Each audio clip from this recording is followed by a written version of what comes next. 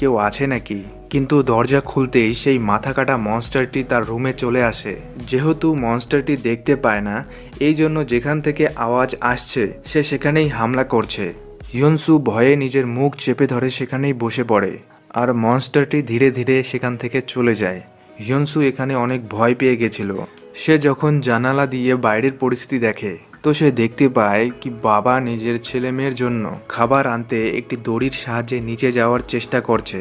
তখনই হিয়নসু দেখতে পায় কি তাদের দিকে একটি মনস্টার আসছে। হিয়নসু তাকে সেখান থেকে সরতে বলে, কিন্তু সেই মনস্টারের জন্য সেই লোকটি নিচে পড়ে যায় আর বাচ্চাদের উপর হামলা করবেই কি হিয়নসু তার দিকে একটি টিভি ফেলে দেয়, আর সেই মনস্টারটি বাচ্চাদের ছেড়ে হিয়নসুর রুমের দিকে যায়। মনস্টারটি হিয়নসুর উপর হামলা করে তাকে জড়িয়ে ধরে চাপ দিতে থাকে। হিয়নসুর এতে অনেক কষ্ট হচ্ছিল। তখনই সেই মনস্টার দুই টুকরো হয়ে যায় আর হিয়নসু বেঁচে যায়। সে জানালার কাছে এসে